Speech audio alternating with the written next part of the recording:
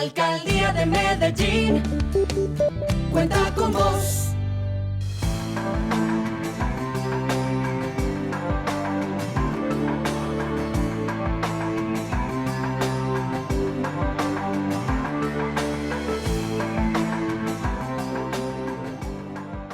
Para comenzar a anudar estos tres términos de la convocatoria, de la propuesta que hace MOVA, me refiero a escuelas, juventudes y nuevas ciudadanías,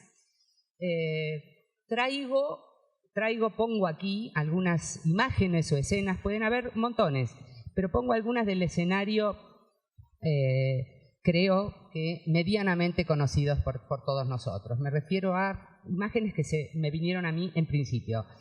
Movilizaciones juveniles expresando demandas en las calles, que comienzan o que siguen o que cada vez más inciden en la agenda del debate público, centros de estudiantes u otras formas organizativas autogestivas, políticas públicas y proyectos escolares y extraescolares con eje en la formación ciudadana, una oscilante y por momentos creciente visibilización de los jóvenes en tanto actores sociales y sujetos políticos, juventudes activas, participativas, juventudes para nada activas y participativas. Y pongo algunos ejemplos bien concretos, como por ejemplo en la denominada Primavera Árabe, hace algunos años, los ya memorables estudiantes secundarios denominados los pingüinos chilenos, que pusieron en jaque la transición o la concertación post-pinochetismo, o como los indignados, en su mayoría jóvenes, que sacudieron el statu quo del bipartidismo en España hace unos años, como los jóvenes que ganaron las calles en la reciente multitudinaria Marcha por la Paz en Bogotá y en otras ciudades colombianas, como en buena parte o mayormente jóvenes, mujeres, en 90% que participaron de unas increíbles movilizaciones casi espontáneas al grito de "ni una menos, vivas nos queremos" en Buenos Aires, a propósito de casos terribles de femicidio y que se replicó en otros lugares de la región, en Latinoamérica. Entonces, por un lado pongo todas estas escenas, imágenes, realidades, y paso a preguntarme, ¿qué decimos cuando decimos ciudadanía? ¿Qué pensamos cuando decimos participación? ¿Qué supone y qué exige la participación en el marco de la escuela? ¿Cómo pensamos estos procesos en el momento vital de la adolescencia o la juventud temprana en las condiciones actuales? ¿Cómo nos pensamos, porque aludo aquí a la mayor parte de educadores que hay aquí en la sala, cómo nos pensamos en tanto educadores en el marco de esos procesos? Entonces, retomando estas preguntas y proponiendo otras, el recorrido que delineé, digamos, para referirme a estos asuntos tiene varias paradas, ¿no? Varias estaciones. Una estación tiene más que ver con la participación, otras con la adolescencia o la juventud en sí misma, otras algo con la escuela. Vamos a empezar a transitar ese recorrido. Primero, entonces, acerca de la participación y un tema asociado que suele ser el respeto por los intereses de los jóvenes, como premisa, respetar los intereses. La noción de participación que me interesa desarrollar y problematizar y poner a discusión, en definitiva, remite no a cualquier cosa, sino a la injerencia efectiva de adolescentes y jóvenes en la toma de decisiones sobre cuestiones que los involucran. Ahora bien, no es lo mismo cuando pensamos la participación en el marco de la enseñanza y el aprendizaje de los contenidos de una asignatura, de una disciplina, o en el contexto de la preparación de una salida o de un campamento. No es lo mismo cuando la referimos al gobierno de la institución o a la administración de la convivencia escolar, o cuando la pensamos a la participación en relación con la organización de una jornada deportiva o artística. Hay en esas situaciones expresiones y alcances diferentes de la participación. Y sin embargo, creo yo, similares connotaciones y significados. Algo en todo caso tienen en común estas situaciones, y creo que eso que tienen en común no es un mero detalle. Entonces digo, no hablamos de ámbitos o de actividades autogestionadas por los alumnos o las alumnas. No me referí yo recién en ningún caso a espacios autogobernados por adolescentes y jóvenes. No estoy hablando, o no mencioné, al sector juvenil de un movimiento social o de un partido político o de algún espacio que impulsa la participación de los jóvenes. Estoy, en cambio, o estamos, hablando de actividades y de instituciones del sistema educativo, del sistema educativo formal, o de actividades educativas en el ámbito no formal. Es decir, me estoy refiriendo a espacios que están bajo la responsabilidad de adultos que por alguna razón han elegido trabajar con adolescentes y jóvenes o les ha tocado. Y que educan, o que educamos hoy, en las complejas condiciones del hoy, en que las y los adolescentes y jóvenes nos interpelan, como siempre, pero de modos diferentes y bastante más que hace un tiempo. Digo entonces que tal vez como corolario de tensiones que son ancestrales o de cuestiones de nuevo tipo,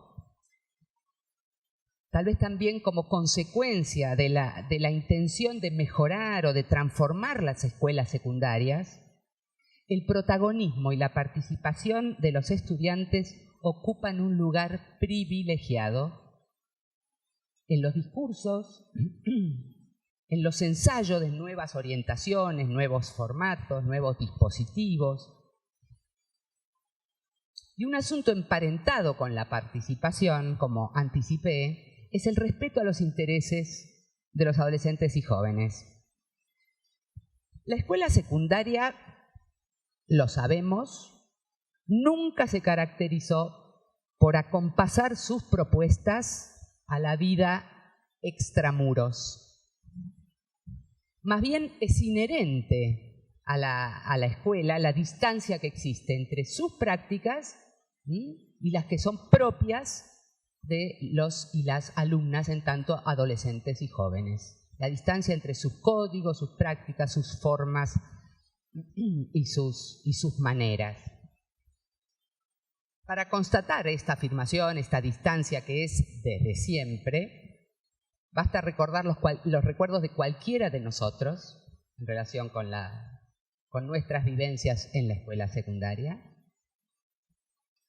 Basta también referirse a las investigaciones, remitirse a las investigaciones de casi cualquier época, a muchas novelas, a muchas películas, algunas buenas, algunas malas, pero muchas reflejando esa distancia, escuela y las juventudes fuera de la escuela. Y también aporta a eso, a esa constatación, este parrafito que voy a leer a continuación, muy sugerente, una reflexión que hace nada más ni nada menos que Sigmund Freud en 1910. Lo que voy a leer fue dicho por Freud en un evento que se realizó en Viena, donde vivía y trabajaba, en un evento convocado, creo, por una asociación de docentes, donde se intentaba, fíjense, deslindar la responsabilidad de una escuela y de un docente en particular en ocasión de un episodio terrible, trágico, que era el suicidio de un alumno. Había una reunión y allí, invitado, Freud escucha las ponencias, los análisis que realizan los docentes.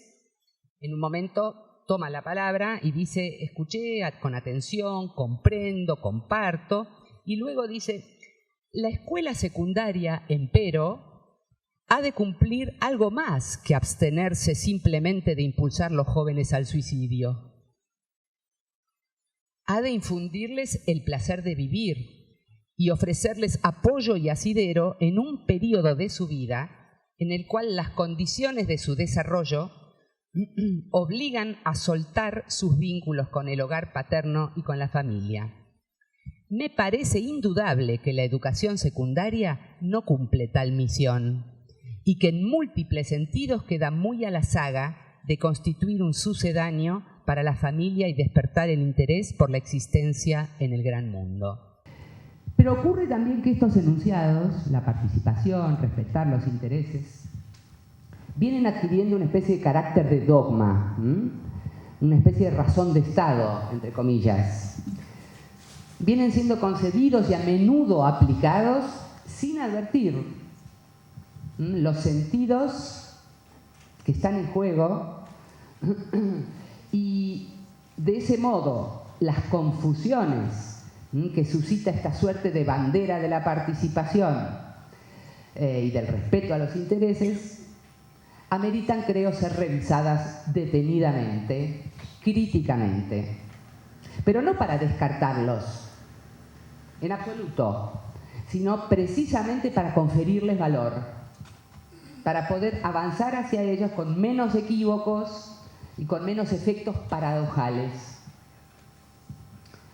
Entonces, en función de esto coloco aquí dos premisas o posicionamientos básicos, diría yo. Uno, a favor de enfoques y modalidades de trabajo que afirmen la participación como práctica social compleja, como un aprendizaje valioso en lo personal y con claras proyecciones sobre la vida social y sobre el comportamiento ciudadano. Segundo, contra toda idea o práctica relativa a la participación que se asocie al retiro del adulto educador o que tenga como resultado el debilitamiento de la acción educativa.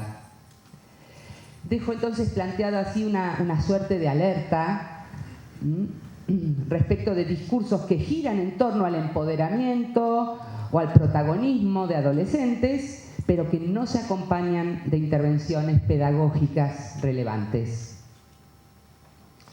Ocurre que a menudo se echa mano de la participación, hagámoslo participar, como un intento de nuevas formas en reemplazo de aquellas que ya percibimos que están agotadas en la escuela, o como un recurso casi mágico, o a veces, digámoslo, medio desesperado, para intentar resolver problemas de diversa naturaleza. Quiero enfatizar entonces esta posición o punto de partida. Cuando algo del orden de respeto a los intereses de los estudiantes o de su posibilidad efectiva de participar en determinados asuntos no tiene cabida en la experiencia de educar y de ser educado, algo importante se pierde y se desaprovecha. Y complementariamente, cuando la participación es un enunciado que no considera procesos ni contempla posiciones diferenciadas de quien educa y quien es educado, la responsabilidad adulta se diluye y la educación se empobrece. Y nadie se empodera de ese modo. Entonces, un poco de detalle sobre esto último, haciendo foco en algo que tal vez a ustedes les suena, con los colegas que hablamos hoy a la mañana, algo de este tema apareció, y que es la idea de hacer dentro de lo posible lo que los alumnos quieren, respetar los intereses, ver qué es lo que necesitan, lo que piden. Ocurre que, por lo general, quieren o piden lo que conocen, lo que consiguen instalar la publicidad o los medios de comunicación, o lo que ellos y ellas suponen que nosotros queremos que pidan. Es notable, según mi experiencia, que en muy diversos ámbitos educativos, escolares o no escolares, está más presente la pregunta por qué es lo que quieren o la preocupación por hacer sondeos para indagar qué les interesa, que la interrogación hacia nosotros mismos acerca de qué tenemos para ofrecerles, qué no queremos que se pierdan, de qué manera articulamos un proceso de acercamiento de lo que conocen a lo que no conocen, o cómo podemos enriquecer lo que ya saben, lo que ya hacen, y qué estamos dispuestos a sostener como oferta, porque la consideramos valiosa aunque no lo pidan. Digo entonces, los y las adolescentes y jóvenes precisan, por cierto, que los escuchemos más, inclusive también que los respetemos más. Pero, junto a ellos, también precisan que los adultos leamos sus demandas, sus intereses en clave educativa. Tienen derecho a eso, a contar con figuras significativas que problematicen sus demandas, que las recojan, que las transformen o que las enriquezcan desde una perspectiva formativa. Quiero subrayar, entonces, que entre lo que quieren o lo que piden y lo que es pertinente desarrollar como actividad o como proyecto, se recorta la capacidad propositiva del educador, del adulto, la orientación y las prioridades que define el educador y que para eso está.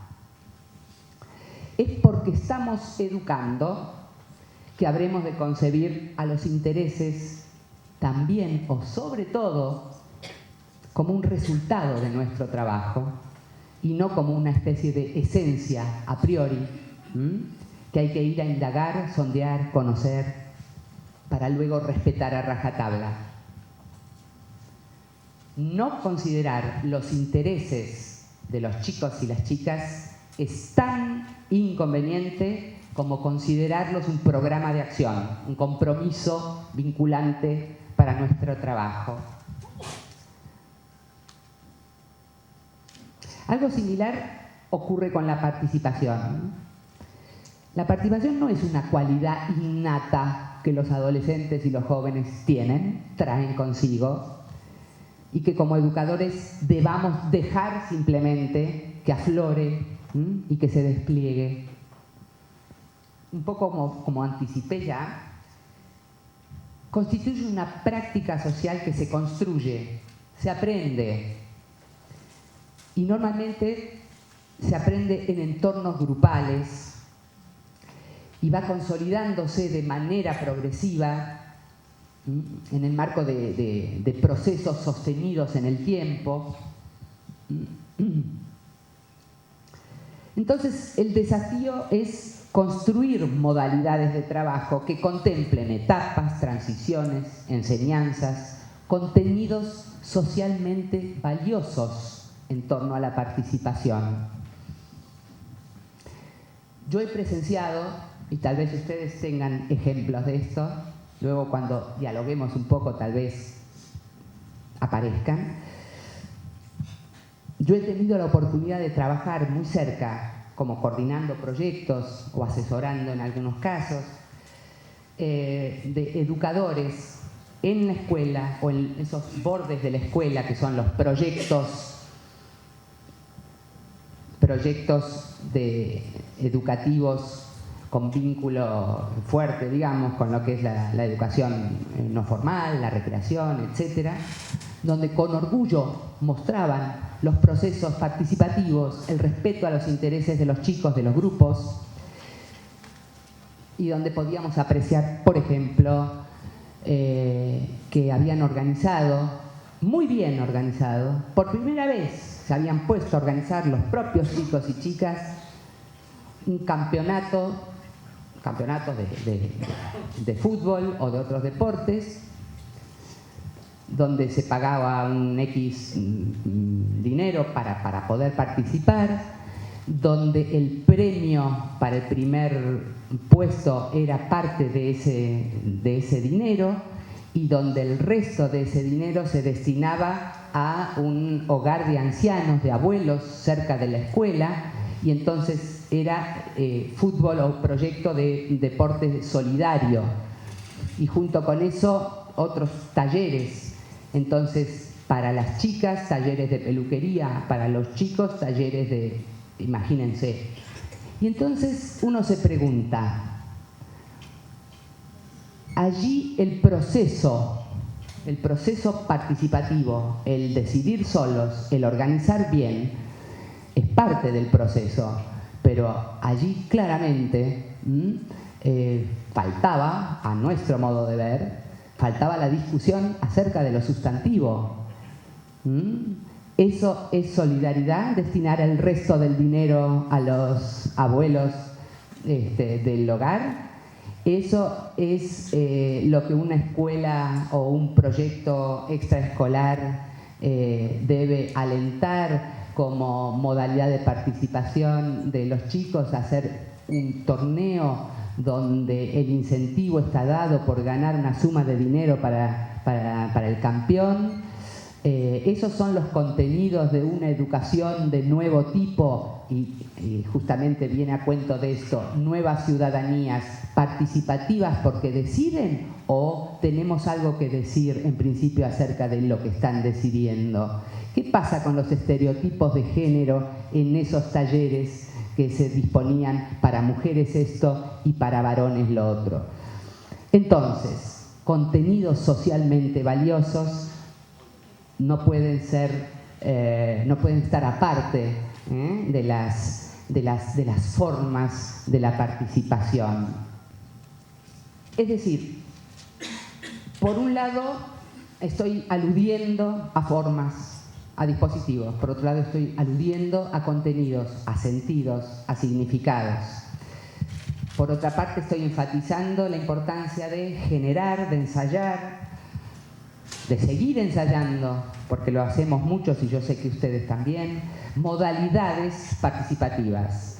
Es decir, quiero decir, modalidades en que lo participativo pueda ser reconocido como una dimensión constitutiva de lo que hacemos y de lo que ofrecemos, como un atributo de ese proyecto de transmisión que sustenta la tarea de educar, el trabajo cotidiano.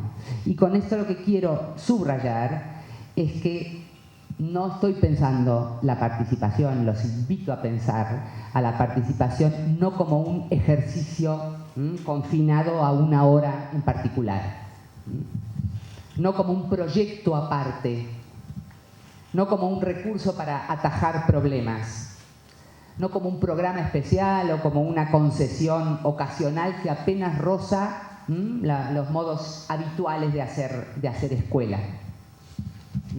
Entonces, en este marco, propiciar la autonomía y la responsabilidad de los adolescentes y jóvenes implica planear, delinear, sostener un camino a lo largo del cual ellos tengan la oportunidad de ejercitar cosas tales como identificar problemas, elaborar propuestas, disponer de información, recibir, buscar, analizar información, tomar la palabra, dar la palabra, respetar la palabra, ejercitar formas de representación, elegir y ser elegido para representar a un colectivo, otorgar mandatos, custodiar mandatos, debatir, confrontar perspectivas, hacer circular argumentos, consensuar, disentir, aguantarse los disensos,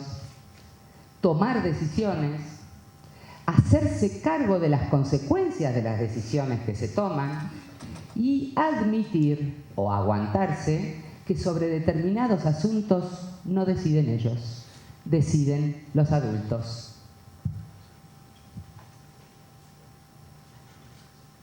Entonces, por todo esto, no hay una forma, una estrategia o una secuencia determinada para implantar modalidades participativas.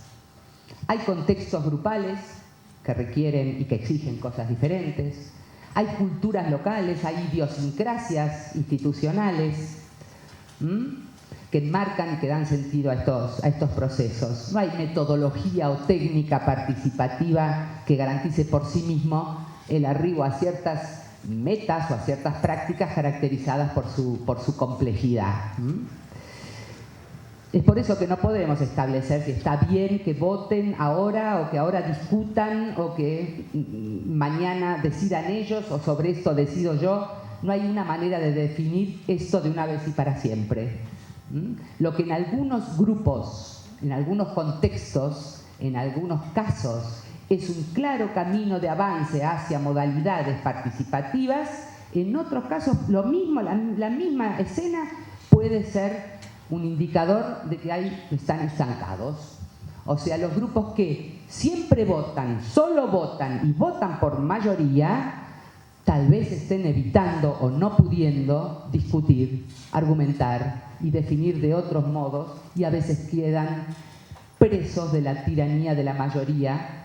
Siempre se vota. Ahora, habría que discutir si eso es democracia participativa. Algunos grupos, algunos colectivos, algunos chicos y algunas chicas que indefectiblemente siempre colaboran, se involucran, colaboran, pero si siempre colaboran con lo que deciden otros, no hay un proceso ahí que esté dando muestras de otros aprendizajes. Uno colabora con otro, el que decidió fue otro, el que define es otro y solo colabora. Entonces, ¿cómo definir, cómo decidir, cómo orientar un proceso que no quede estancado en la discusión que no puede definir nada, en la votación que elude discusiones, en la colaboración que elude decisiones? Eso no hay manera de establecerlo de antemano. Hay marcos para pensar, hay encuadres, hay temas profundos para pensar y decidir, definir en cada caso. Entonces, como no podría ser de otra manera, aún en esa modalidad participativa, la educación de adolescentes y jóvenes, la cuestión de los intereses, la participación, nos reenvía a la figura del educador. El educador, no importa en el aula, en proyectos extraescolares, etc. Porque la participación, contrariamente a lo que muchas veces se supone, no es una zona liberada. La participación no es una zona liberada de adultos. Al contrario, diría yo, en el marco escolar está profundamente impregnada de acción pedagógica. Y en el marco extraescolar, en el marco de actividades educativas a cargo de adultos, también profundamente pedagógica. O sea, educar aún participativamente es incompatible con no intervenir.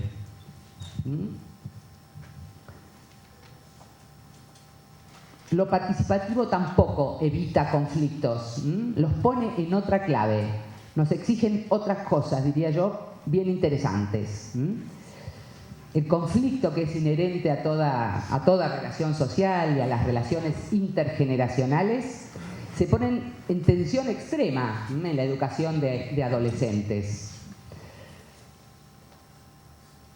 Y hoy, como siempre, implica vérselas con tensiones, con brechas, con fronteras, que lo participativo no elude o no neutraliza. Entonces veamos ahora, a partir de esto, qué implica pensar y hacer y actuar en relación a lo participativo, pensando en las nuevas ciudadanías, en ese momento, en ese segmento clave de la biografía que es el de la adolescencia y la juventud temprana. En principio, tal vez lo sepamos todos, pero viene bien recordarlo, estamos hablando de conflictos, de trabajos, de temores que son propios de la adolescencia en tanto momento y proceso de reconstrucción identitaria. La adolescencia es la primer gran reestructuración del aparato psíquico que consiste en dar de baja lo anterior para reinventarse. Es el momento del estallido hormonal, de la sexualidad, de la genitalidad, el amor. Todo está en ebullición en ellos, por eso o no tienen frío, nunca, esto está claro, nos ha pasado a todos, pero lo olvidamos a menudo. Por eso, por ejemplo, duermen sin parar o no paran para dormir varios días. Por eso el humor cambiante, por eso todo lo que no entendemos, lo que de repente estalla. Se trata de la entrada del mundo adulto en el cuerpo, es el tiempo de la reapropiación del cuerpo y del espacio subjetivo, de la resignificación de todos los espacios cercanos, la apropiación de lo social y el comienzo del proceso emancipatorio. Es una etapa caracterizada por la incertidumbre identitaria, por el temor a no poder reencontrarse, a no poder volver a gobernar el cuerpo ese de repente insubordinado, a no poder colmar la brecha que se abrió dentro de ellos, y tanto dentro de ellos como entre ellos y el mundo conocido. Es tarea primordial, precisamente en la adolescencia, construir fronteras y traspasarlas. Trazar el límite entre el yo, el nosotros y los otros, los que no son nosotros. Trazar fronteras, límites entre el pasado, el ayer, el pasado conocido, algo estrecho, más o menos seguro, y el futuro, tanto más vasto, más incierto. Y todo esto provoca extrañamiento, confusión, malestar y angustia. La adolescencia duele. La adolescencia duele. Duele en el barrio de extracto alto y duele en la comuna precaria, duele en el campo, duele en la ciudad, duele de diferentes maneras. Pero la adolescencia trae todo esto. Es importante, yo traigo acá el tema adolescencia. No está en estos tres términos propuestos de entrada. Pero yo creo que es importante traerlo porque hay en estos tiempos como una inflación juvenilista. Olvidamos la especificidad de la adolescencia y creo que los que educamos y los que pensamos las escuelas no podemos dejar de pensar la adolescencia, aunque la categoría de juventud, por supuesto, es bien pertinente para pensar los temas que nos traen aquí hoy.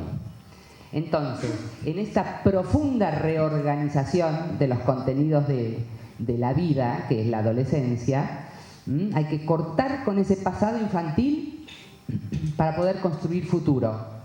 Hay que cortar con los referentes ya consolidados para dar lugar a nuevas referencias, nuevos valores. Y esto nos coloca a nosotros, a los adultos en general, a los educadores en particular, frente a la delicada ecuación continuidad-ruptura. Porque sin ruptura no hay crecimiento. Y sin algo de continuidad no hay inscripción en la cultura.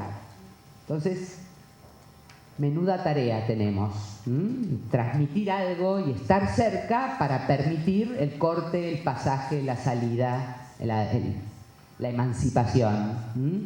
Y la escuela secundaria es, en nuestro medio, el escenario extrafamiliar, el escenario institucional extrafamiliar, en el cual la adolescencia tramita todas estas tareas.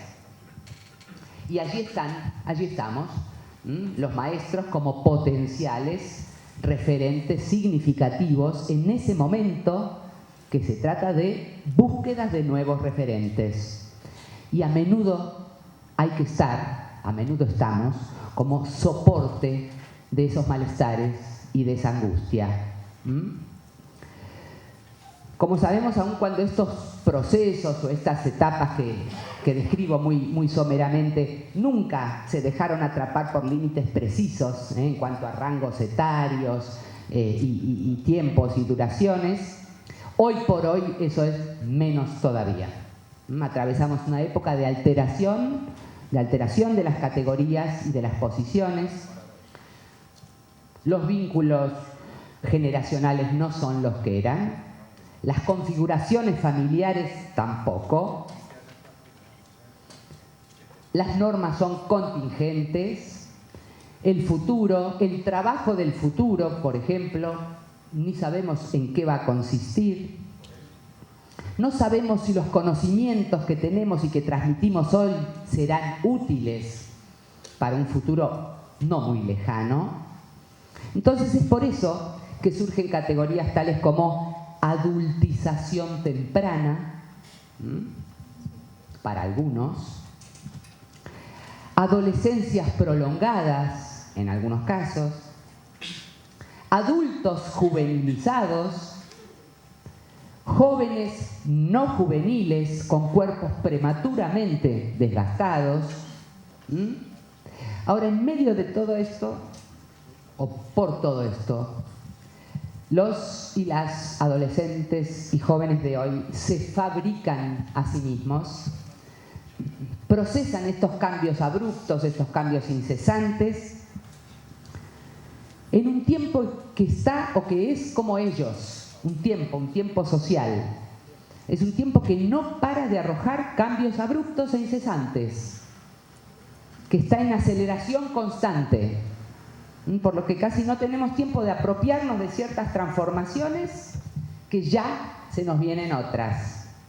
No ocurrió nunca antes con esta intensidad y a este ritmo tan vertiginoso. Nunca antes en la historia conocida. Y esto no es sin consecuencias para quienes están creciendo hoy y para quienes educamos hoy.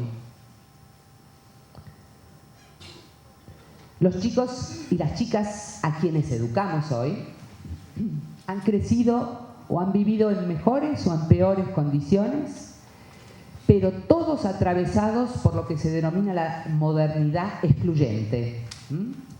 Vaya paradoja. O sea, industrias culturales, un mercado de consumo en expansión, la tecnologización de la vida, el acceso masivo a medios de comunicación, una cultura cada vez más dinámica, más diversificada y a la vez unas marcas profundas, terribles, duraderas de la fragmentación social y económica que implica acceso desigual a derechos, a bienes, a consumos.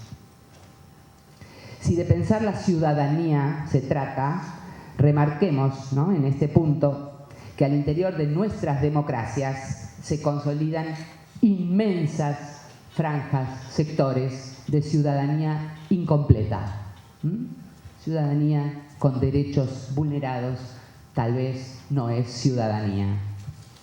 Y hay aquí otras fronteras a señalar o a tener en cuenta, ¿no? Entonces, entre ciudadanos de pleno derecho y ciudadanos por implementación de programas de restitución de derechos. Entonces, imposible educar hoy, imposible entrar en diálogo con adolescentes y jóvenes hoy si no reparamos en las marcas de época, en las nuevas prácticas culturales y en las huellas y en los efectos de las inequidades. Por ejemplo, la omnipresencia de las pantallas y del mundo virtual y el modo en que los adolescentes y jóvenes se apropian de las nuevas prácticas, hablan de un mundo radicalmente diferente al de hace unos 15 o 20, no más, años atrás. Hay que reconocer que la virtualidad ha mutado ya la representación y la experiencia del tiempo y del espacio, de las nociones de adentro, afuera, cerca, lejos. ¿Qué es estar lejos hoy? Es estar donde no hay señal, podríamos decir. ¿O qué es estar en contacto o en comunicación hoy? Hay discusiones, ¿no? ¿Estamos en contacto o estamos en comunicación? Entrar en contacto no significa entrar en comunicación.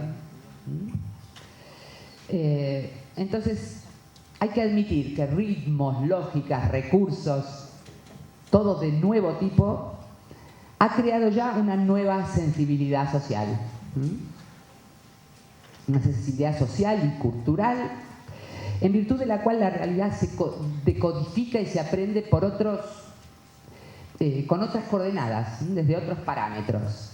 Hay una situacioncita que parece un chiste, pero es real, que me interesa contar cuando abordo estos temas, y que es una situación donde un niño chiquito, un nene, está con su papá parado en la misa, en la iglesia, y en un momento el nene le tira la manga al padre así y le dice: papá, cada vez que el cura dice amén, ¿es como que está apretando enter?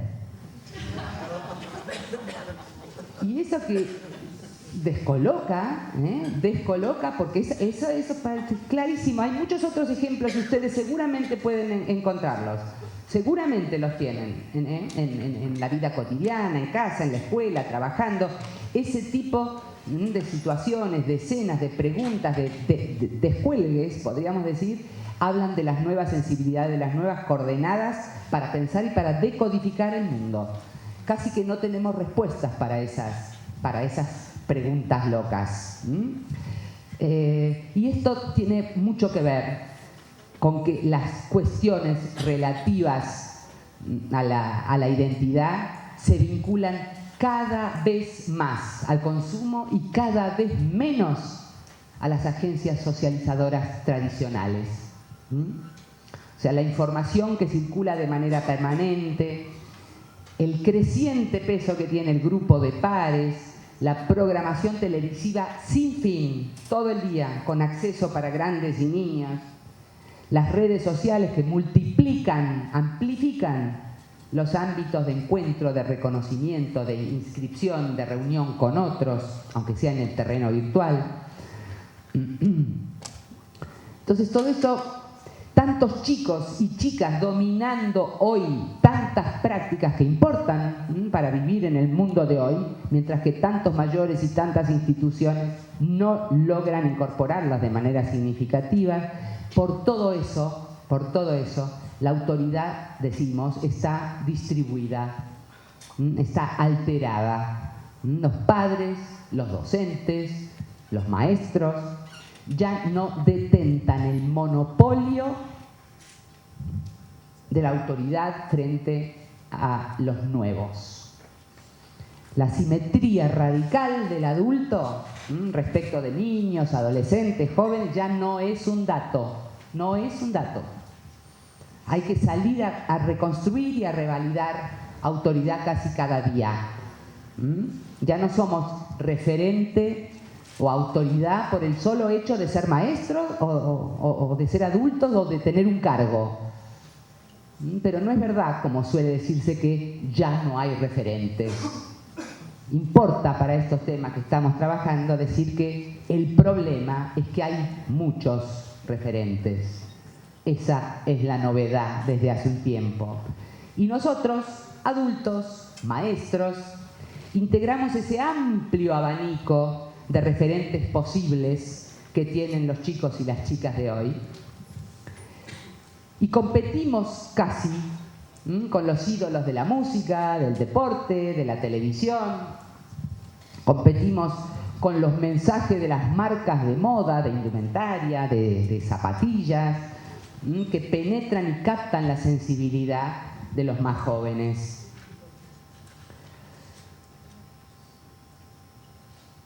Sin embargo, mientras tanto, todo indica que los chicos y las chicas siguen precisando adultos como soporte de ese proceso de construcción de identidad. Tanto en esa construcción primera, como en la gran reestructuración de la adolescencia, como en el momento de mayor despegue que inaugura la juventud, el adulto es esa referencia indispensable para crecer, para incorporarse a la cultura. El adulto, dice un colega francés, Yannick Roger, dice: el adulto es el contra del adolescente, es aquello contra lo cual el adolescente construye identidad. Y dice contra en los dos sentidos, de ofrecer un lugar para apoyarse, ¿no? En francés, al igual que en castellano o en español, decimos apoyarse contra, entonces como apoyo, y el otro sentido del contra, que es la confrontación, ofrecer confrontación, soportar la confrontación.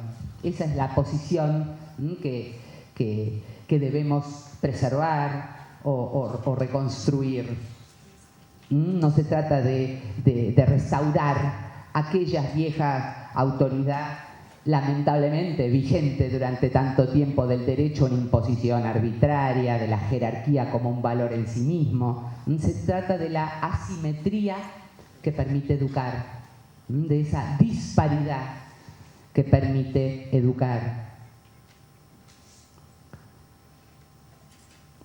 Ahora bien, ya hay quienes argumentan que estamos frente ya casi a un mundo sin adultos y próximos a entrar en un mundo sin escuelas, y que todo intento incluso de preservar cierta simetría y de auspiciar nuevas formas de autoridad, incluso eso ya es en sí mismo una pretensión nostálgica. Interesante, provocativo, para pensarnos. Pero debo decir que como muchos y como muchas otros colegas, yo por ahora sigo pensando, como señala colega argentina Graciela Frigerio, que aún en tiempos en que las figuras de autoridad se hallan resquebrajadas, el adulto es portador y transmisor de límites humanizantes, de leyes fundantes, de prohibiciones que estructuran. Como señala otro colega, Efrón, es el adulto como mojón, como guía que acompaña y que orienta,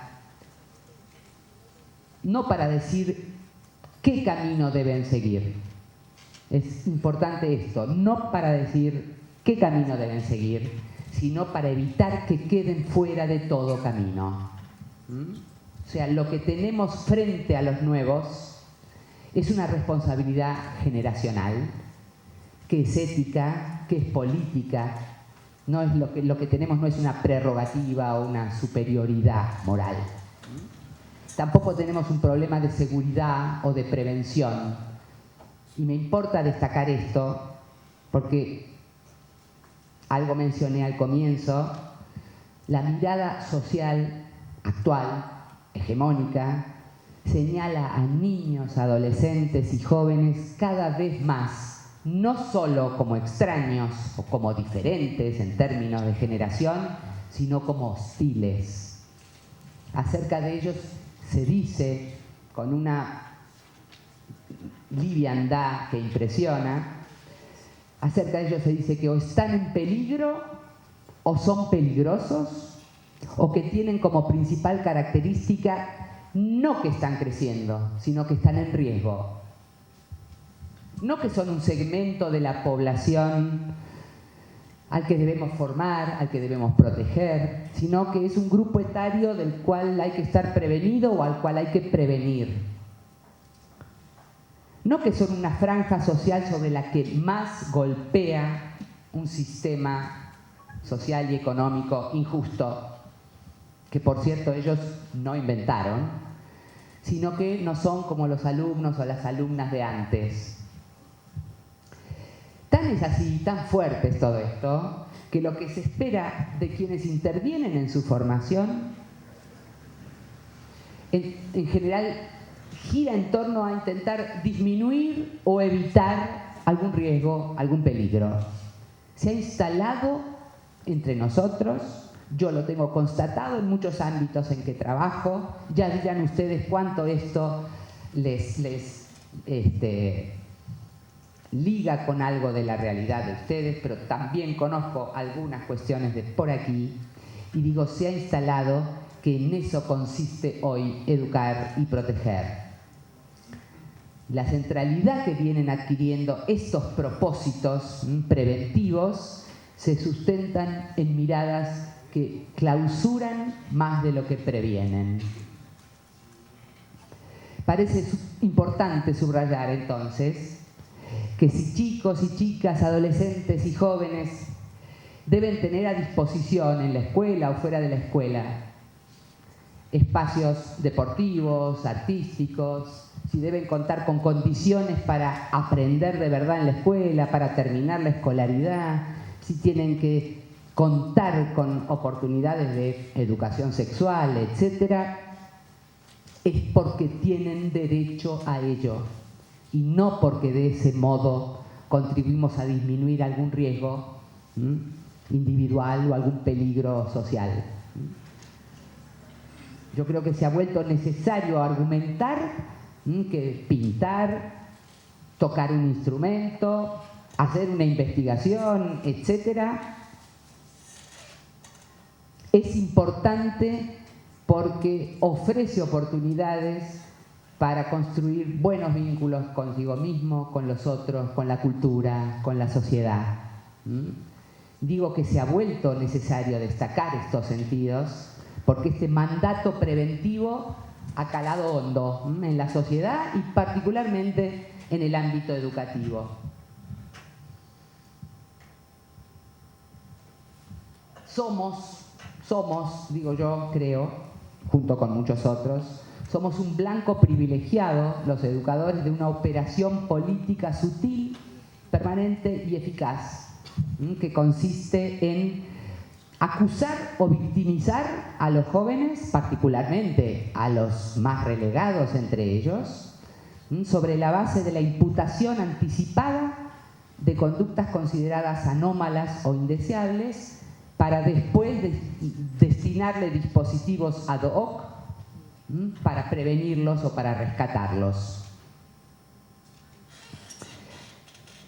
Creo que si cada vez más vemos talleres de teatro que terminan en obras o piezas teatrales que pontifican desde el escenario contra la violencia adolescente, o cada vez más vemos talleres de periodismo cuyos productos y revistas poco tienen de ficción o sino que tienen monografías sobre el embarazo adolescente y el alcoholismo y cada vez más vemos programas de promoción de algo interesante que se sustenta en la idea de es mejor invertir en esto y no en cárceles o prevenamos algún mal peor. Entonces digo, algo hay para revisar, y no solo en el nivel de determinadas macropolíticas, o programas públicos, sino también en nuestras miradas de educadores, de jóvenes activos socialmente, etc. Y quiero dejar claro que sin dudas, muchas de esas iniciativas promueven cosas interesantes. Pero también me interesa destacar cuántas veces, por enfatizar y llevar todo al territorio del riesgo, perdemos ocasiones riquísimas para hablar de otras cosas, para mostrar otras puertas de salida de lo que creemos que es bueno salir, para hablar de la vida que crece, que crea, que llora, que ensaya, que inventa. Y a menudo la formación para la ciudadanía y el propio compromiso de adolescentes y jóvenes militantes o activos políticamente, socialmente, a menudo quedan atrapados en esta encerrona. Me tocó en muchas ocasiones y en una claramente de estar en un evento donde se lanzaban radios escolares, FM, escolares en lugares muy alejados, en parajes muy alejados, en Argentina, donde los funcionarios que lanzaban el programa y que llegaban allí con la cantidad, un programa súper importante, con mucha inversión, y que llegaban allí con los estudios, los cables, las cosas, y auspiciando lo mejor, y diciendo incluso palabras gruesas, coloquiales, las típicas malas palabras. Algún periodista de estos alternativos decía: chicos, hagan lío, hagan quilombos, y la comunicación nos sirve para dar vuelta a todo, no sirve para nada, tener una radio nos hace más libres, ojalá con esto puedan nuevas cosas. Y una chica, creo que era de 15 años, toma el micrófono y dice, una alumna, ¿no? Yo estoy emocionada porque yo me siento un proyecto de reportera, sueño con ser reportera, y ahora que tenemos esto, ahora voy a poder tener una columna para alertar sobre el alcoholismo en los jóvenes. O sea, los jóvenes compran ese mandato preventivo, compran la imagen devaluada que le tiende el mundo adulto y pasan a creer que su lugar en el mundo es prevenir y desmentir que no son eso que se dice de ellos.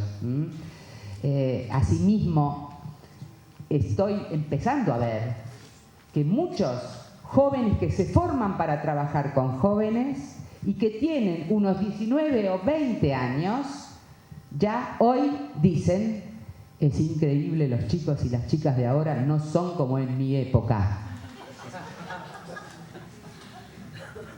Y yo, estando allí, conversando con ellos en un curso o en una charla o en un intercambio, digo: perdón, ¿de cuál es tu época, no? ¿De qué época estamos hablando? Ahora, no importa la época, no importa, como decíamos, el rango etario o establecer cuánto. Lo que importa, o lo que yo quiero señalar en este caso, es la eficacia que tiene ese mandato, que hace que la construcción de adultez, quede asociada a incorporarse al ejército de preventores que viene a ser el mundo adulto. Allí, nuevamente, algo para pensar. No serán esas las nuevas ciudadanías, por más que haya mucha juventud participante, creo yo. Entonces, propongo prevenirnos de ese mandato preventivo, a rajatabla, preventivista diríamos, que solo ve jóvenes en problemas, pero que no pone los problemas en contexto. Digo entonces también, sin dudas hay problemas, hay situaciones a prevenir, sin dudas hay consumo problemático de sustancias, sin dudas hay violencias, pero sobre todo, destaquémoslo, hay desconcierto, hay mucho sufrimiento, hay demasiados estímulos difíciles de procesar, hay un mercado inescrupuloso que va por los chicos y los encuentra, hay injusticias de muy diverso tipo, y todo eso junto empuja a buscar respuestas donde casi solo es posible encontrar más problemas. Y todo esto, creo, se pone en juego a la hora de pensar escuelas, juventudes, nuevas ciudadanías. Todo esto entra a la escuela con las adolescencias y con las juventudes.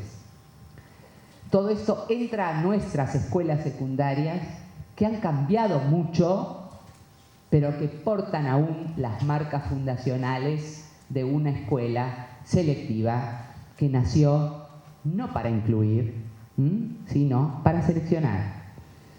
Unas escuelas aquellas que no albergaban jóvenes con vidas precarias ni se lo proponían, que no albergaban teléfonos celulares, pero que no eran tan diferentes de las escuelas que tenemos hoy en cuanto al manejo del tiempo, a la disposición de los cuerpos, a las trayectorias teóricas que plantean, a la administración del conocimiento, a las formas de evaluar y de calificar.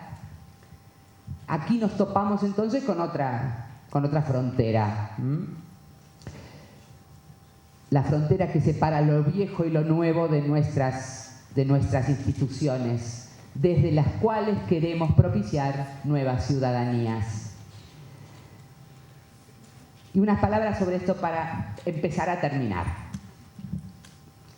En un mundo desigual e inequitativo, con cada vez más sofisticadas formas de violencia y mecanismos de ocultación de esas violencias, tal vez educar para nuevas ciudadanías significa propiciar prácticas y sensibilidades que contribuyan a no seguir admitiendo las violencias naturalizadas, generalizadas, invisibilizadas o visibles.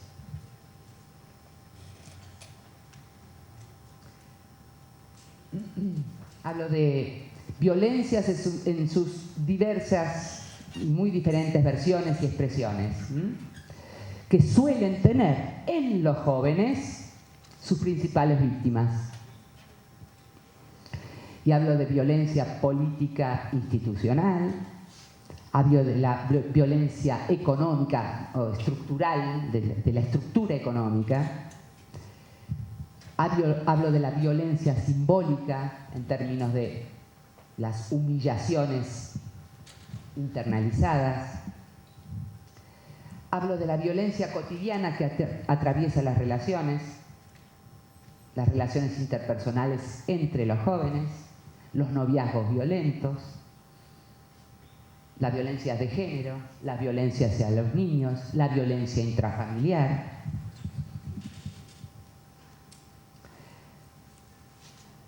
En este sentido, creo que es interesante expandir la noción y las prácticas vinculadas a las nuevas ciudadanías, de modo que éstas no queden asociadas de manera excluyente, como muchas veces ocurre, a la gestión de la convivencia en la escuela o a la resolución de conflictos en el aula o a la pertenencia institucional, o al conocimiento de los componentes jurídicos, los principios normativos y la legislación vigente. Es decir, propongo pensar cómo hacer para no restringir la noción y las prácticas vinculadas a las nuevas ciudadanías a una estrategia de gobernabilidad de las escuelas o de la sociedad, sin propiciar al mismo tiempo una posición frente al mundo que incluya la necesidad de transformarlo.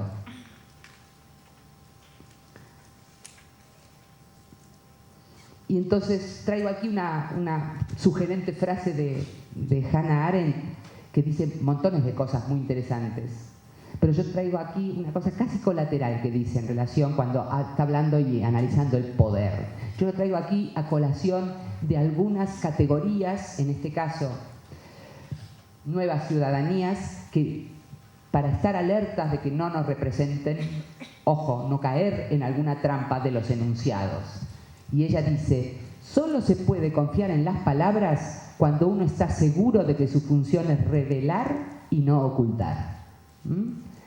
Entonces yo digo, solo confiemos en los enunciados vinculados a las nuevas ciudadanías cuando estemos seguros de que estamos propiciando nuevas ciudadanías y no ciudadanías funcionales a un orden injusto que supuestamente las nuevas ciudadanías están llamadas a transformar. Cierro ahora sí con la idea de fronteras, porque estamos hablando casi, o yo lo llevo casi permanentemente a esa idea. Recién venimos de la frontera entre ciudadanía emancipada, ciudadanía asistida, ciudadanía incompleta. Hablamos de fronteras generacionales algo alteradas, por cierto. Hablamos, como dije más al comienzo, de las fronteras que es indispensable que los chicos y las chicas construyan y atraviesen para poder crecer. Y digo ahora, las fronteras de todo tipo dividen, diferencian, resguardan, separan, pero también pueden ser superficie de contacto, que ofrece material para la mezcla, para el intercambio. Entonces es lo que hacemos en las fronteras lo que termina atribuyéndoles unos significados u otros. Digo, trabajamos con adolescentes y jóvenes en ese momento bisagra de sus biografías, en esa zona de despegue de los proyectos que aún no tienen. Educamos en territorio de frontera para que algo nuevo pueda desplegarse, en lo individual y en lo colectivo. Educamos no tanto para evitar, cuanto para inaugurar. Educamos si nos constituimos en garantes de un intercambio que sea productivo y que contribuya efectivamente a la formación de nuevos ciudadanos. Por eso entonces, en lo intergeneracional, en la escuela, con las juventudes, la cuestión no es reforzar las fronteras y tampoco eliminarlas, sino honrar las aduanas y los pasos fronterizos. O sea, estar dispuestos a aportar lo que creamos que mejor tenemos para pensar nuevas ciudadanías y a su vez dejarnos cambiar por lo que esas nuevas ciudadanías traen consigo de nuevo. Con esto termino. Les agradezco la escucha y espero que estas ideas y aportes nos puedan servir o bien para mi intercambio ahora y ojalá para sus prácticas, sus intercambios, sus trabajos de ahora en más. Listo.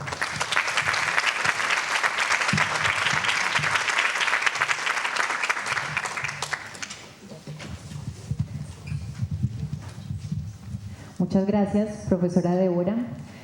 Intercambios educativos y culturales es una estrategia en la cual se inscribe esta cátedra MOA y uno de sus objetivos es posibilitar precisamente ese intercambio de opiniones, de saberes entre las realidades educativas y culturales nuestras y de otras latitudes, en este caso la experiencia que nos trae la profesora Débora. En ese sentido, estamos seguros que para los asistentes, los jóvenes, que no son pocos en el auditorio, como para los maestros, algunas de las ideas que presenta la profesora Débora son provocadoras, son cuestionadoras en términos de la práctica docente y de la acción juvenil también. En este mismo sentido del intercambio de diálogos y de saberes, si alguno de ustedes tiene una opinión, una pregunta, nos quiere comentar sus impresiones sobre la charla, puede hacerlo en este momento.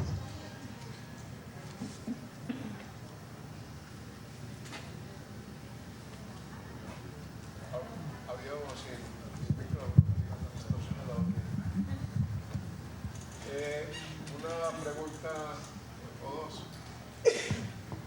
Ahora en tu discurso apuntabas una palabra, el aguantar el disenso, y yo creo que omitiste una palabra, tolerar. La otra intervención que hiciste en tu discurso tiene que ver con la actitud de los jóvenes hoy en día. La actitud de Los jóvenes hoy en día. Y creo que omitiste también dos cosas: la familia y la comunicación. El joven hoy en día no está conectado con su papá o con su mamá, está desconectado con la tecnología. Decías ahora también al respecto de que no teníamos tiempo para responderle a las preguntas a los muchachos, cuando los muchachos hoy en día están en la búsqueda de mucha información. Y colocabas una palabra: humanización. Y el primer factor humanizante es la familia. Entonces, ¿por qué la actitud del joven hoy en día, cuando está desconectado con su propia familia? Entonces, ¿por qué no trabajar la familia para que el comportamiento del joven sea más diferente? Pienso de que cuando hay una familia muy joven, no tiene el suficiente conocimiento para abordar cuando llega el niño y el niño empieza a preguntar, a indagar, es buscar la verdad, no más. Entonces la única respuesta es: no, nos trajo la cigüeña, ¿cierto? No tengo tiempo para hablar contigo, cosas así por el estilo. Entonces mi pregunta va ahí: ¿por qué no trabajar la familia? ¿Alguien más desea intervenir?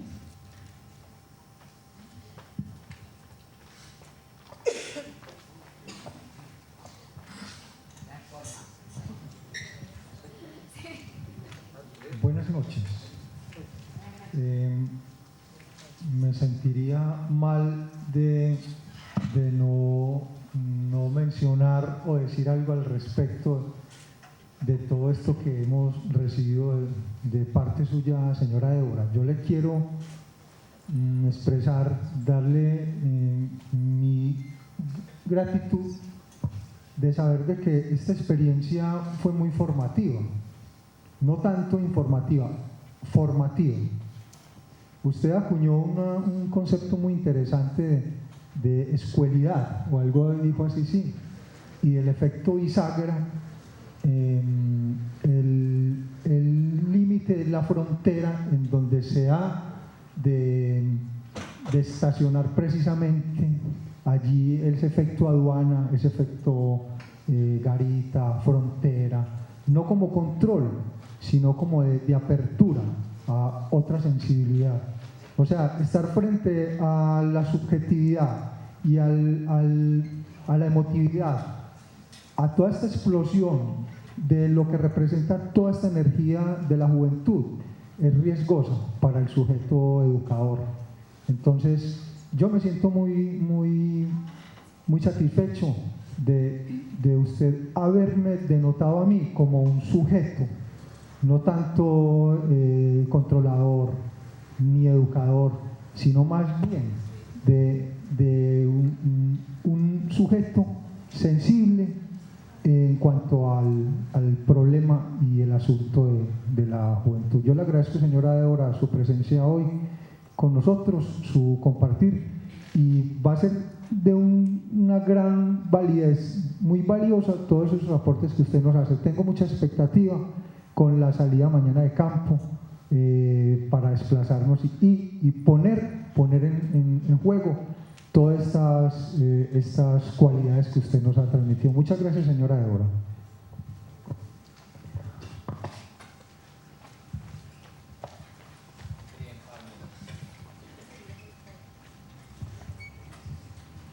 Buenas noches, muchas gracias, profesora, por tan significativa exposición para nosotros.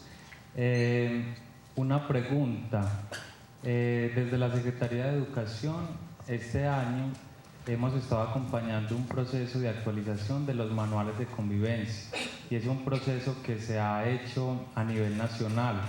La verdad, el proceso ha sido un poco complejo porque cuando llegamos a las instituciones educativas, no a todas, y no quiero generalizar, hemos encontrado muchas resistencias por parte de muchos docentes y directivos porque piensan que reconocer derechos y libertades es ceder en autoridad y poder frente a los estudiantes.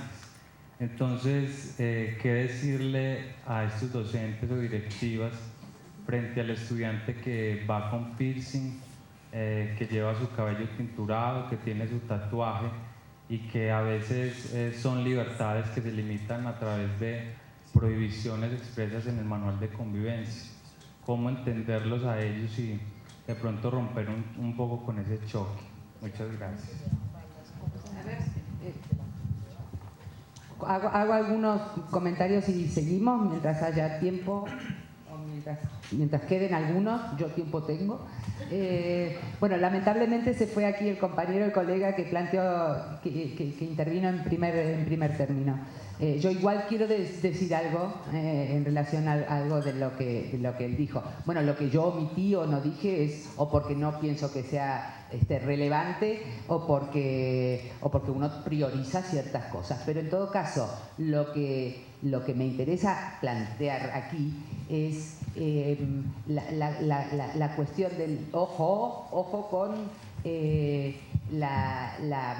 la dinámica de desresponsabilizaciones cruzadas, ¿no? Familia, escuela. Yo no me dedico, ni me dediqué ahora, a hablar de la relación escuela-familia. Por supuesto tengo mis marcos para pensar, por supuesto tengo algunas ideas, por supuesto no me he dedicado a eso, ni traigo esos temas aquí, porque no me han parecido, que sean un eje para estos ejes de trabajo hoy.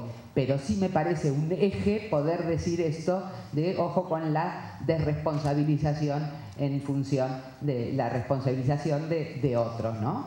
Entonces, eso también habla de miradas que nos interesa auspiciar o no, digamos, ¿no? En cuanto a nuevas construcciones. Luego, no sé si olvido algo, el término, el concepto de tolerancia es más peligroso de lo que creemos. Búsquenlo, googleen, pero en serio, no el primer Wikipedia. Digo, busquen, el tolerar es no te mato porque no puedo, ¿eh? Entonces, a veces quiero decir, está bien y lo usamos todos y coloquialmente y está muy bien y bueno, seamos más tolerantes, lo podemos decir, sabemos a qué nos referimos, pero en un sentido más profundo tiene unas connotaciones que a veces que bien vale la pena revisar, ¿eh? Entonces, cuando yo dije antes esto de decidir, consensuar o disentir o aguantarse el disenso, quiero decir, a veces no te gusta, pero sabes que son las reglas del juego. A eso me refiero. En cuanto a lo que plantea acá el compañero recién, yo creo que es uno de los asuntos, no me atrevo a decir ni el más ni el menos, pero es uno de los asuntos claves en estos temas que trabajamos hoy y que en general interpelan a la escuela secundaria, sobre todo permanentemente, es el tema de los reglamentos de convivencia o las normas de convivencia o como se llame en cada lado. Es toda una cultura lo que se está cambiando. Desconozco el detalle de los cambios aquí, pero puedo imaginar algunas cosas, puedo imaginar algunos debates, algunos rechazos, algunas resistencias y también algunas cabezas que se abren, ¿no? En el sentido de decir, bueno, a lo mejor si esto lo pensamos por este lado, vale la pena el ensayo, vale la pena... Yo he estado hace un tiempo, no hace poquito, pero sí, hace unos 10 años o algo así, en el momento en que en mi ciudad, en la ciudad de Buenos Aires, se cambiaba el régimen, lo que nosotros llamábamos el régimen de disciplina, el régimen disciplinario, cuya herramienta y estrategia principal eran las amonestaciones. ¿Cómo se llaman aquí también? Las sanciones, ¿eso es?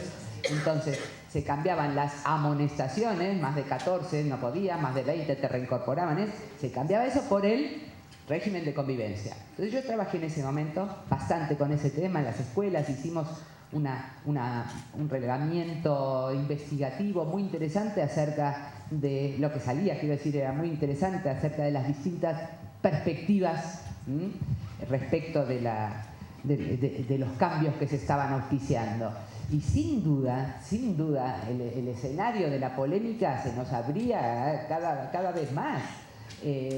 Y no estoy con esto queriendo ni traer una respuesta ni tranquilizar de manera boba, pero lo que estoy segura es de que junto a un cambio de magnitud en la cultura de la escuela, que es esa disciplina basada en mecanismos que admitían la arbitrariedad, la imposición, la sanción sin motivo, que admitían eso, ¿no? Digo, el cambio de eso a un régimen que admita, que propicie, que proponga el debate, la mirada colectiva, la sanción reparatoria, me imagino que va por esos lados. Claro, hay que encarar allí unos cambios, unos intentos, unos argumentos que te ponen permanentemente sobre, digamos, en el límite de la que decir, bueno, ya otra cosa no puedo pensar y tengo que seguir con esta cuestión para adelante, ¿no? Y me parece que no es la imposición de una nueva herramienta del asunto, sino la búsqueda de nuevos canales, nuevos argumentos y también de ver qué es lo que hay que cambiar o qué es lo que por ahí hicimos mal y hay que ir para atrás. No tengo el detalle, sería bueno conversar un poco más, pero hasta ahí mi respuesta ahora aquí. Y al colega allí, digo, qué bueno que hayas tomado algunas de estas ideas, de estas propuestas, de estas provocaciones y que puedas llevártelas y hacer con eso otra cosa, ¿no? Lo que te sirva para algo. No sé si hay alguien más, y vamos, sí, aquí. Antes de su intervención, quiero recordarles entonces la agenda que tenemos programada para el día de mañana. Vamos a visitar 2 experiencias de verdad maravillosas de jóvenes de la ciudad, una en la Comuna 6 en las horas de la mañana y la otra es en la Casa de la Cultura de Santander, y la otra con el grupo, con la escuela de hip hop de la Comuna 8, Elemento Ilegal, en las horas de la tarde. Recuerden que las personas que no se han inscrito y deseen participar, es una experiencia que no nos debemos perder, pueden hacerlo a la salida del teatro. Y también aprovecho para hacerles la otra invitación al Cine Foro MOVA, que tendrá lugar mañana a las 6 de la tarde en la Escuela del Maestro. Adelante con la pregunta. Bueno, primero que todo agradecerle pues esta charla muy enriquecedora para nosotros. Pero quiero traer a colación en un momento que expresaste que algunos jóvenes no han podido llegar como a esa maduración, o algunos llegan a ser adultos antes, adultos precoces, o algunos no han llegado a ser jóvenes, sino que aún todavía son como, no han llegado a ser adolescentes, sino que todavía son niños. Y al finalizar hablas de una ciudadanía emancipada, es decir, que los chicos puedan ser autónomos en sus decisiones, que no sigan las decisiones de los demás, sino que ellos puedan ser autónomos y decidir por sí mismos. Entonces, ¿cuáles serían las recomendaciones a nosotros como docentes cuando nos encontramos esos jóvenes que aún no han podido madurar o no han podido llegar a ese nivel para poder decidir por sí mismos?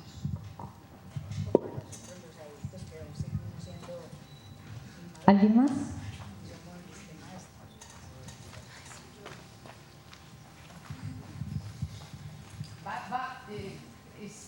¿Va junto con ese tema lo tuyo? Ah, no, perdón, le pasó el...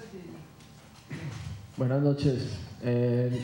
Hablo aquí, pues, mi nombre es Antonio, somos de la Escuela de Hip Hop Elemento Ilegal. Y queríamos, quería como plantear dos cositas y más con lo que decía el señor ahora, con lo de la familia y con lo que decías ahora de que nos volvemos reproductores de ciertos cánones morales que están impuestos socialmente, pues que somos preventivos.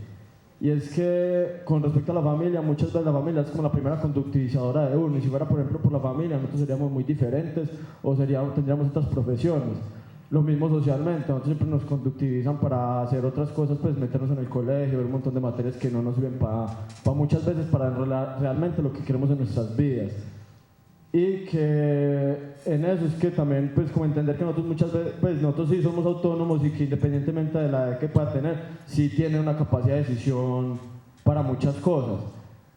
Muchas veces somos la muestra de eso, y también con lo de la ciudadanía, es que también el ciudadano es porque está acomodado en una sociedad, ¿sí o qué? Está en aras como de entablar un papel social, y muchas veces lo que nosotros hacemos es precisamente como ir en contra de ciudadanías, pues de alguna manera, y también ¿Precisamente qué? Lo que hacemos es precisamente contraponernos a esas ciudadanías y verlo más allá de un sistema político, verlo más allá de ¿cómo decirlo?, de un sistema social también, es entender que nosotros muchas veces generamos nuevas formas de relacionarnos y también nuevas formas de interpretar lo que nosotros vemos socialmente y de lo que nosotros, o sea, entonces en nuestro territorio somos transformadores de lo que percibimos. Entonces que también pues como plantear que es que nosotros tampoco somos como una vuelta de que estamos recibiendo y reproduciendo lo que hay, sino que es que también estamos reinterpretando y transformando. Pues eso era todo. A ver, esperemos un poquito, ya después vamos contigo, ¿sí? Empiezo por la última. Es más una reflexión, creo, lo tuyo, que una pregunta. En todo caso, yo sumo allí. O si había una pregunta concreta, no me quedó clara y te pido que me la digas. Más una postura. Ah, bueno, entonces está muy bien. A mí lo que me interesa, a partir de esa reflexión tuya, sumar o volver. No se preocupe que no voy a hablar 1 hora y pico de nuevo, pero quiero volver a subrayar una cosa. Quiero subrayar una cosa. Puede ser que no haya yo estado claro, puede ser que en el caso de quien escucha desde el lugar del joven, del grupo juvenil, del movimiento, el colectivo, como se autodenominen, la escuela, ¿no?, se escuche distinto. Pero yo digo, si bien muchos de los conceptos, muchas de las ideas tienen, procuran tener algún impacto en los jóvenes que escuchan y que están aquí desde esa perspectiva, yo aclaré y vuelvo a decir, el eje de mi posición, de mi exposición, está pensado para el educador y está pensado para quien tiene la responsabilidad de hacer diferencia respecto de lo generacional y demás. Entonces, desde ese lugar, tomo esto que vos decís, estoy de acuerdo con lo que vos decís, hago esa aclaración y vuelvo en todo caso a decir y a enfatizar algo allí. Yo señalé como muchos de nosotros, muchos maestros, muchos funcionarios y también por efecto de cierta formación o deformación, muchos jóvenes militantes de los barrios muchas veces son funcionales a un cierto orden. Lo vuelvo a decir porque me parece importante no asociar el hecho de que hay un grupo de jóvenes activos con necesariamente contenidos valiosos, prácticas transformadoras. O sea, yo sé que esto puede ser polémico y que puede ser, pero quiero dejarlo planteado. Prefiero la polémica, digamos, prefiero que nos quedemos molestos, incomodarnos en un sentido profundo.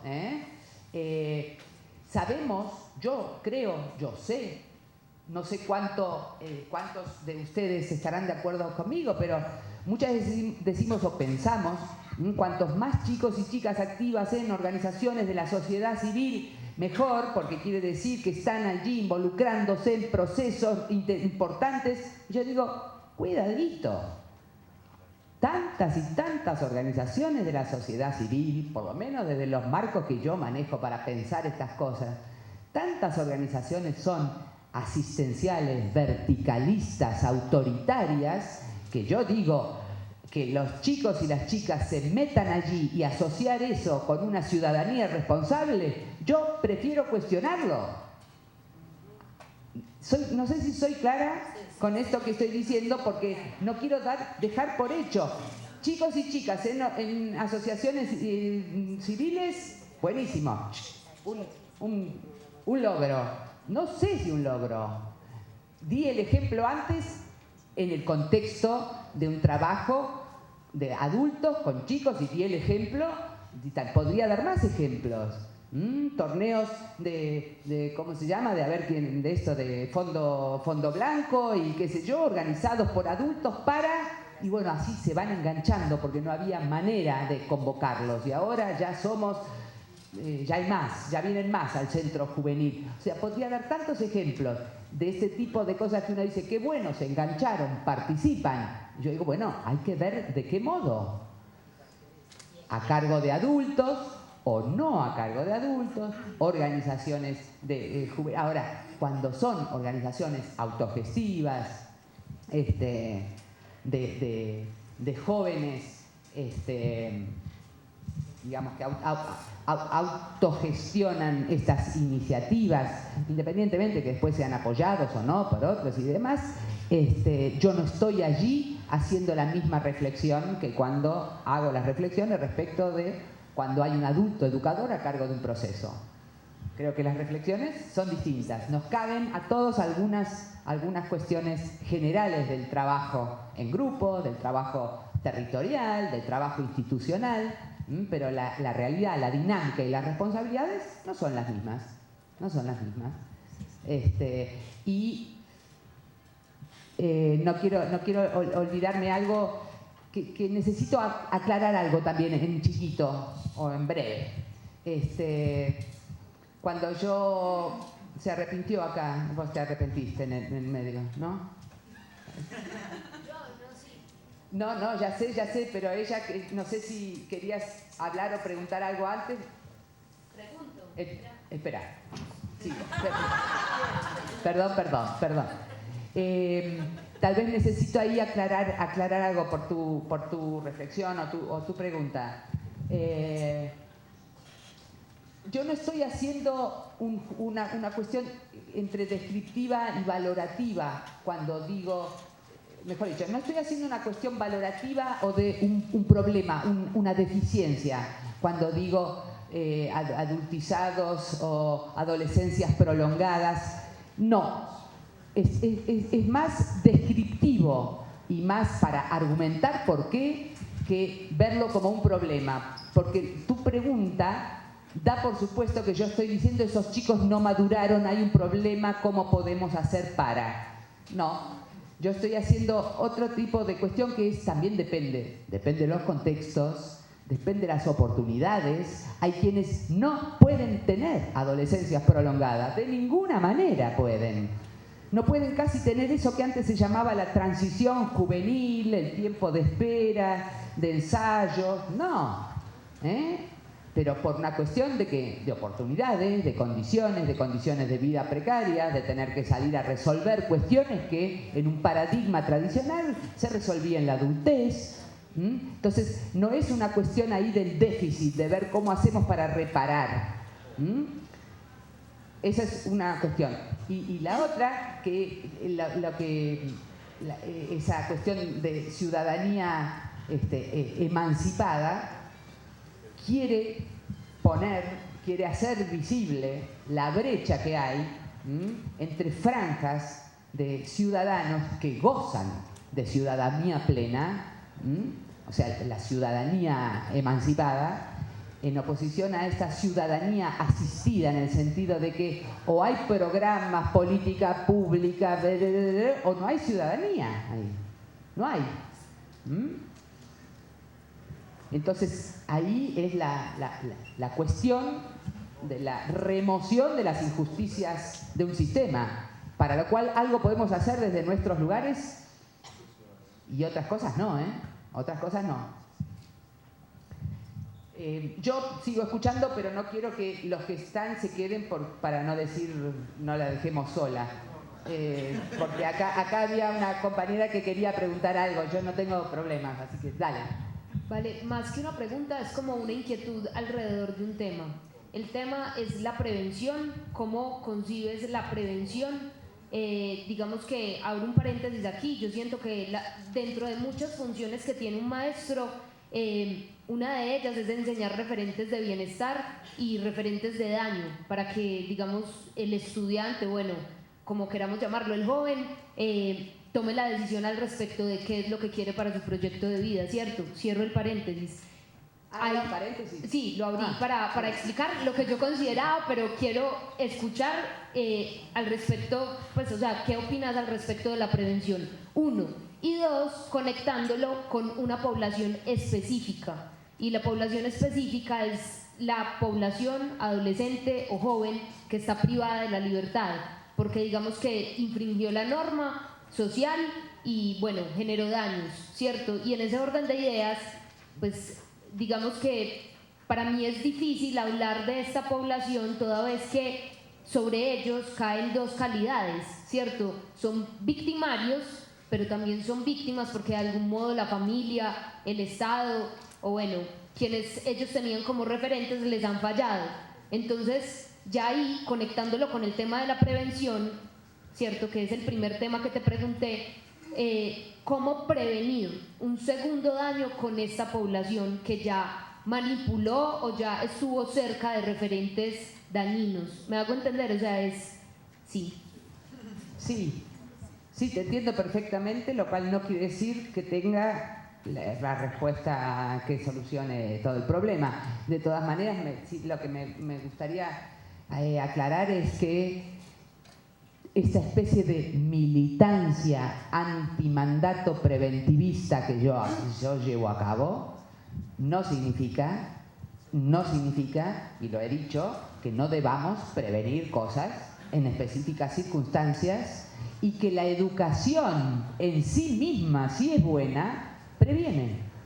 O sea, lo que quiero decir es prevenimos educando, y dentro de esa educación habrá información específica que dar. Ahora, la cosa se dio vuelta, el mundo se dio vuelta. Parece que lo importante, si vos ves ahí un grupo de chicos, más aún si son pobres, y más aún si vienen con gorra, y más aún si son mujeres, entonces antes de conocerlas ya les doy un taller de embarazo de cosas.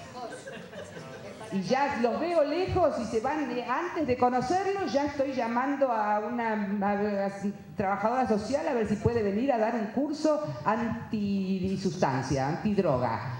O sea, a eso me refiero yo, y a esa idea de que hay que prevenir de cualquier manera, porque además, ¿sabes qué? Eso no previene nada. Eso es lo que pasa. No previene nada. Eso tranquiliza conciencias, nada más. Eso hace que, en vez de pensar qué oferta educativa tenemos para dar, echemos mano de alguna de las recetas de la prevención. Eso pasa. Ahora, eso no quiere decir que no estemos allí. Ahora, si uno está cerca de los jóvenes, si uno trabaja con los adolescentes y uno le ve problemas, le siente problemas, percibe el problema, está ahí cerca para mantener un intercambio, para prevenir, para decir cuídate, para decir te estoy viendo medio, para decir, para estar y para en todo caso decir fuiste a tal lugar, querés que te acerque a tal, vamos a traer. Ahora, eso estando cerca, estando al lado, estando de verdad en intercambio, estando de verdad preocupado, no preocupado antes porque como son jóvenes les mando el taller. Eso es ese mandato contra el cual creo yo, o del cual creo yo debemos prevenirnos. Que no quiere decir que no haya problemas, y lo dije, ¿no? La segunda Se me escapa más a mí como tema y como respuesta, está clarísimo, creo yo, no conozco para nada en específico la realidad aquí, pero está clarísimo que nuestros digo, en general, sistemas de encierro, ya sea de adolescentes o de jóvenes, y nuestras legislaciones respecto de la responsabilidad penal juvenil y demás, dejan mucho que desear.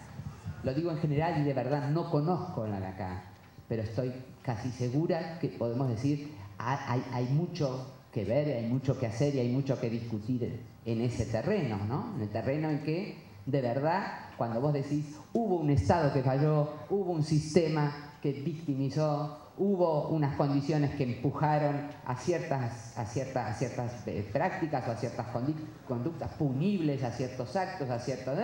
Hubo ya eso. ¿Cómo hacer, en todo caso, para que las estrategias que se da la sociedad, que tienen los estados, no profundicen esa condición y no redoblen el estigma, que es el que ya pasó por una y estar adentro? Ya sabemos que la mayor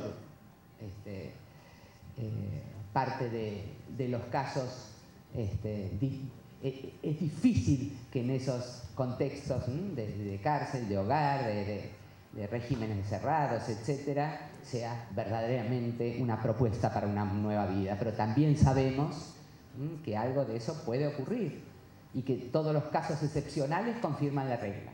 O sea, aquel pibe o piba que salió y se dedica a... ¿No es cierto? Doy por hecho que acá existe también. Es así, entonces se confirma que hay posibilidades, obviamente. Cuando hay más oportunidad de hacer otra cosa con uno y con los demás que en esos momentos de la vida. El asunto es cuál es la oferta, cuáles son las condiciones, ¿no? Pasa que se les llama instituciones educativas, no prisiones. Entonces ahí es que resulta la paradoja. Bueno, está bien, lo que pasa es que como sistema ya hemos aprendido muchos eufemismos. Sí, buenas noches, mi nombre es Marcel, soy artista plástico y quería como compartir una experiencia que hice con unos chicos muy reciente, apenas la semana pasada hicimos un laboratorio del cuerpo que llamaba... ¿Cómo? Hicimos un laboratorio del cuerpo que llamaba Creando Acciones, y mi apuesta era por trabajar las artes vivas, es decir, teatro, performance, danzas, y estos jóvenes o estos chicos eran entre los 8 a 14 años. Lo que yo vi de esa experiencia, pues realmente uno, digamos, uno encuentra, y es mi posición frente a lo tecnológico, ¿cierto? Porque el trabajar con el cuerpo, el detonar, digamos, que ellos empiecen a explorar, digamos, desde temprana edad, movimientos, entender lo que son su propia espacialidad frente pues desde digamos el territorio desde donde vienen. Uno encuentra que, por ejemplo, hasta el momento que ellos se disponen a estar en el escenario, casi la mayoría llevan celulares, pues están conectados, ¿cierto? En cierta forma, y si uno no les activa como vamos a trabajar, vamos a ponernos, ellos están siempre ahí. Y me llama la atención porque un niño de 10 años, yo le digo, ¿y vos cuántos contactos tenés? Yo tengo como 50, me va diciendo. Y entonces es como también, digamos, ¿qué nos puede esperar a las futuras generaciones o estos niños que están creciendo ya desde conectados como esa matriz, ¿cierto?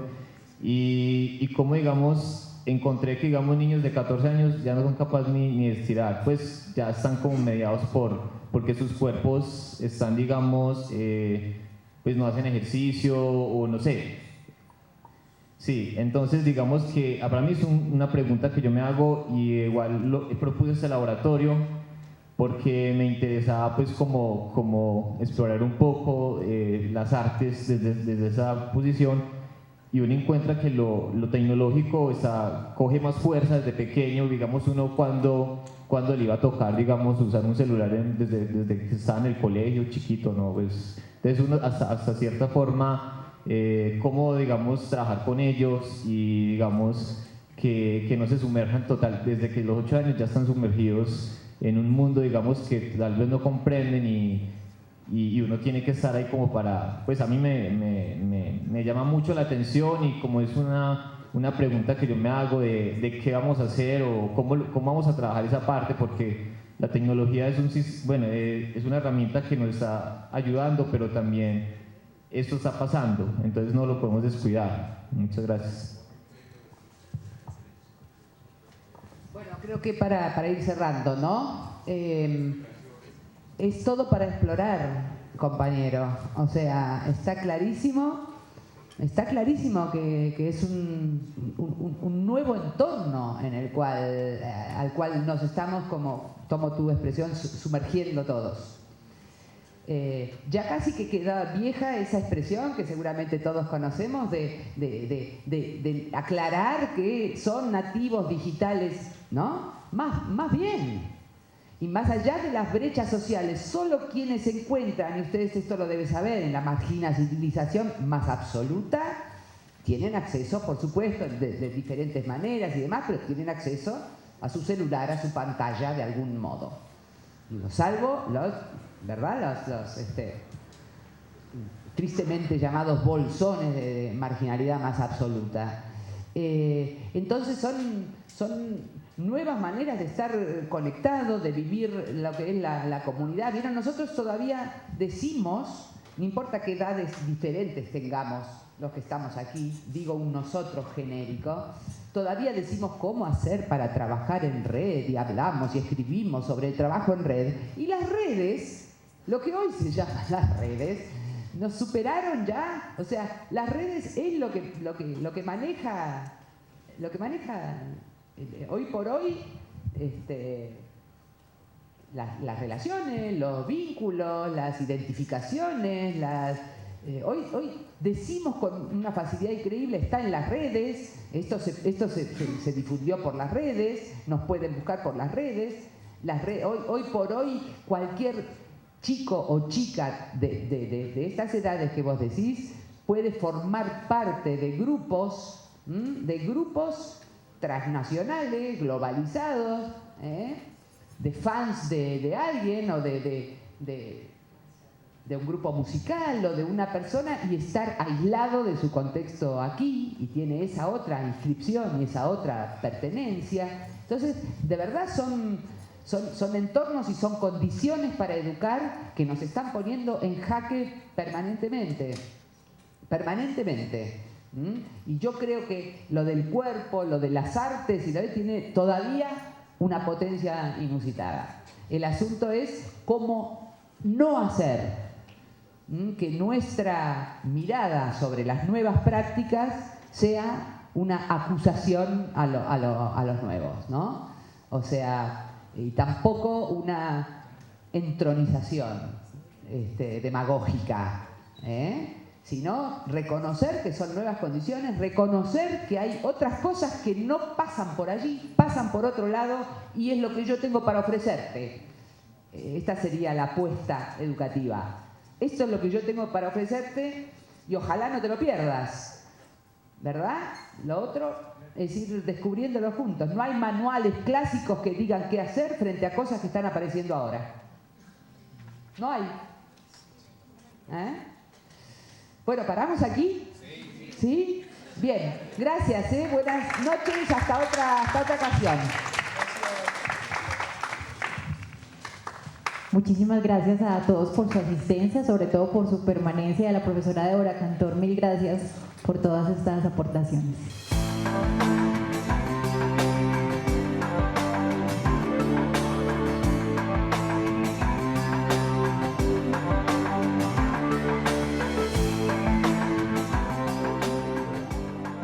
Alcaldía de Medellín cuenta con vos.